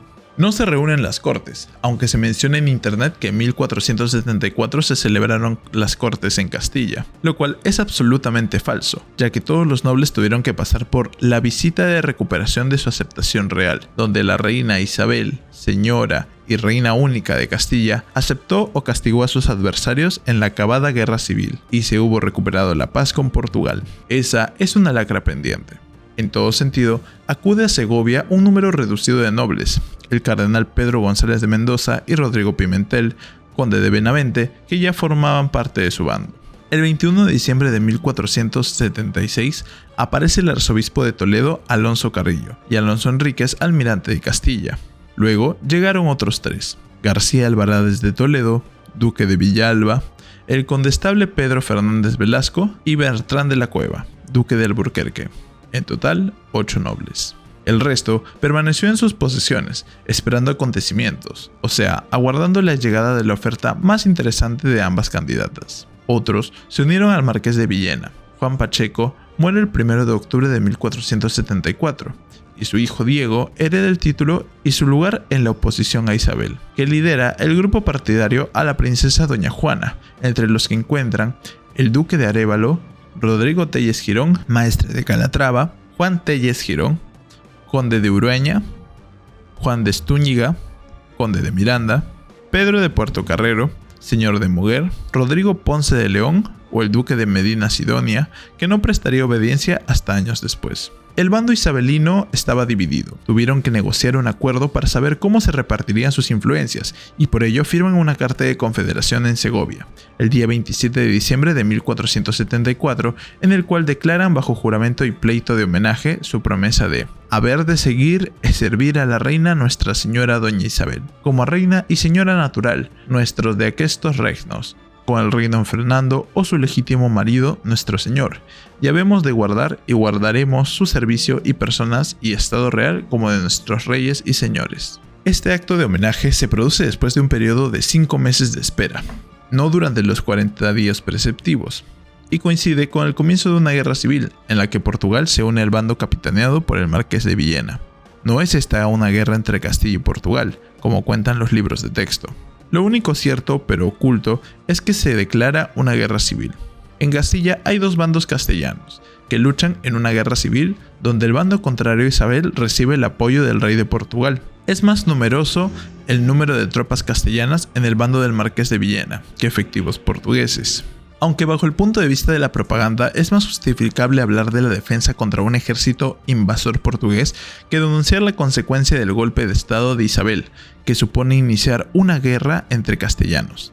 El rumbo de la contienda, y más concretamente las victorias, decidirán la incorporación de ciudades y villas al lado del bando vencedor en condiciones pactadas en la mayoría de los casos. Si observamos los archivos del secretario Alfonso de Ávila, podemos confirmar, según el registro escrito de las fidelidades prestadas y registradas, que las adhesiones a Isabel comienzan el 21 de diciembre de 1474 y acaban el 30 de marzo de 1477. Por tanto, el reconocimiento de Isabel tardó 3 años, 3 meses y 9 días en lugar de los 40 días preceptivos. Las fidelidades pendientes de los derrotados fueron solventados durante las pausas del ejército mandado por don Fernando de Aragón, y en la poca documentación que no ha sido destruida queda de forma evidente las duras y ultrajantes condiciones impuestas por el bando victorioso. Conclusión. En todo caso, a la Beltraneja le robaron un trono con todos los agravantes que puede contemplar el código que castigue los delitos, ya que en este caso se incluyen todos, pero siempre con el beneplácito de la Iglesia Católica, los cronistas, los historiadores, el nacionalcatolicismo y hasta la Academia de la Historia, que nada ha hecho para esclarecer la verdad. En resumen, un robo real.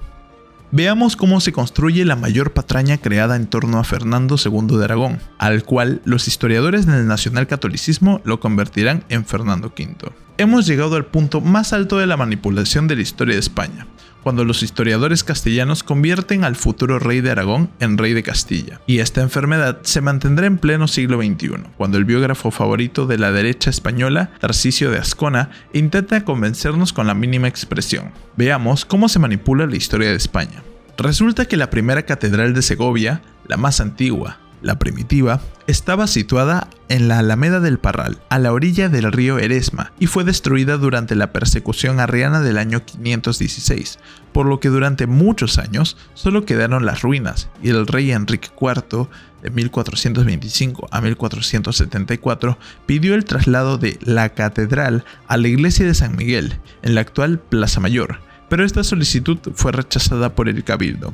Recordemos que durante el golpe de estado de Isabel I de Castilla, realizado en la Plaza Mayor de Segovia, incumpliendo por aplastante mayoría el protocolo del Reino de Castilla y que saltándose la ley castellana, la católica, fue proclamada Reina de Castilla en la iglesia de San Miguel en Segovia, una demostración que ese templo era el de mayor prestigio para la corona en la ciudad de Segovia.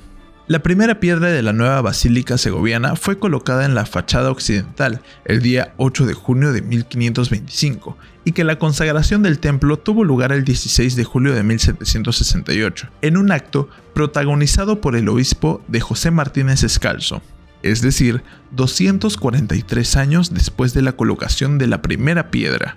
Consecuencia, y aunque lo afirme Tarcisio de Ascona en la página 146 de 7 de su biografía Isabel la Católica, describe y afirma una mentira o una falsedad cuando dice: Fernando llegó a Segovia para celebrar el Año Nuevo, pero tuvo que esperar en Turégano su entrada solemne. Isabel la preparó para el 2 de enero de 1475.